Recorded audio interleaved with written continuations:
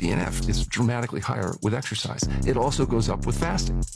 In fact, it's interesting, if you look at all of the cardiometabolic improvements that happen with exercise, the chemical changes that they also happen with fasting.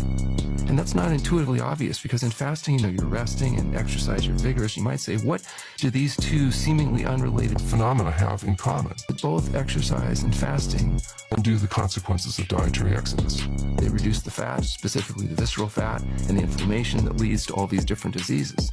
A 40-day water-only fast. Yeah, 40 days. Yep, nothing, not a single morsel of food for 40 days. Tell me, let's back into this, dude. Why did you do this? Yeah, so there's, which you have probably heard of, but the misogi. The Japanese misogi. One day that you make it as hard as possible so that every other day that year is easy in comparison. Yeah, and there's kind of like different modes of thinking with it, but it's all kind of the same. It's essentially just doing something extremely hard.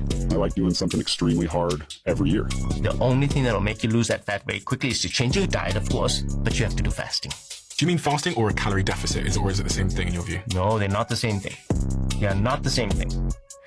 You see, when you don't eat, your insulin levels come down because you're not stimulating your pancreas anymore. So you want to bring your insulin levels down. The best thing you can do in the world is to do fasting. If I just simply cut down on my calories, then there's a different physiology that's going to take place in the body. And when you fast, there's a totally different physiology.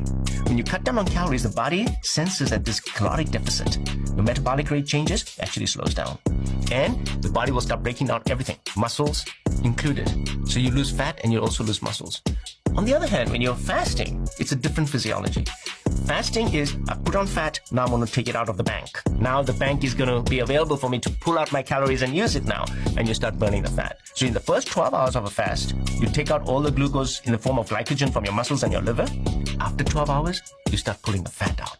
And the first place the fat comes out of is going to be visceral fat. That is why fasting benefits you so much, because it gets rid of that worst fat. To go back to the beginning, like you'd already done 3 day, 5 days, so you kind of were familiar with what that was going to do. So what was your first day that you started? I planned it out. I was like, oh, it'd be kind of cool to go like the entire month of September, and how you do things. So I think it was August, like 24th or something along those lines. But I timed it so that I could end on the last day. Was it harder than you thought it was going to be, or was it easier than you thought it was going to be? It was legitimately one of the hardest things I've ever done in my life. I would assume so. It's very difficult, but it didn't go how I thought it would. Yeah, tell me about it. So I thought, I just assumed that it would be a linear progression of difficulty. Ironically, week 1 was harder than week 2, and weeks 2, 3, and 4 were hard, but it was kind of the same difficulty. And to give a little background on that, as I thought through it, I think it's because, when I did my 3, 5, and 7 day fast, and just different stuff I'd read and people I talked to, your hunger disappears. And in those previous fasts, I was like, I don't know, I'm definitely still hungry. I'm just like pushing it to the side. But on this 40 day fast, on day 8, my hunger genuinely disappeared. Battling the hunger pains. But then it disappeared and I was just kind of in for the ride. At some point in this fasting process, your body moves into a state of autophagy. I've heard that word a few times. What is that? Autophagy is how the body gets rid of senescent cells and waste products and cancer cells and eats up that debris and does the housekeeping. And there's some things that increase autophagy, and one of those things is fasting. If you take rodents, for example, and you let them eat ad libitum, they will live to a certain amount of time. If you take those rats and you periodically fast them, you can increase their lifespan from 30% to 100%, even though the diet's the same, just with periodic fasting. It's not that fasting doubles your lifespan. It's overfeeding cuts it in half. By overfeeding the rodents, they're developing fat, visceral fat, they get the inflammation, and you cut their lifespan in half. So what fasting is doing is allowing them to live their full span by getting rid of the consequences of dietary excess. The problem is you're so used to eating, it's hard to give that up. What we're doing when we're fasting is we're basically mimicking how our bodies were evolved genetically. Day 1, you are going to lose something called glycogen. Glycogen is a series of glucose molecules connected together on a chain. With each glucose, you have 3 waters. So if you actually look at what glycogen is, it's like this fluid-filled sac of sugar. That is going to be tapped into and gone within the first day. So you're going to get rid of that. When you get rid of that, you get rid of a lot of water weight. Some people lose between 1 and even 3 pounds the first day. And some people need to lose that because they're just retaining way too much fluid as well. You're also going to be lowering this hormone called insulin, which is the control switch to whether you burn fat or you burn sugar. If insulin is low, you're going to be able to tap into your own fat. When you're fasting, you're no longer eating food but you're eating your fat. This is why your appetite completely goes away. You're so satisfied, you have no desire to eat because you are eating. You're eating 24/7. You're eating one of the most biologically amazing foods that was ever created, and that is fat. Also, when you digest your fat, you don't need to actually use or tax your digestive system. You can just go right from your fat to your liver and use it as fuel.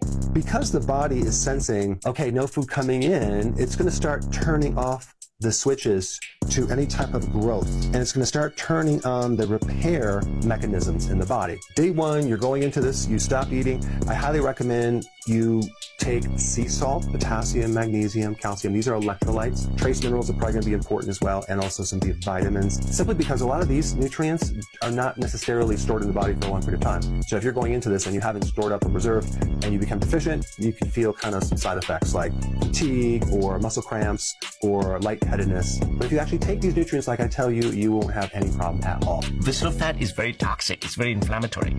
And that is why patients who have visceral fat make all these molecules. So when I do the blood test, I see that, oh, you've got so much information. You've got interleukin 6 is high, tumor necrosis factor is high, your CRP is running high.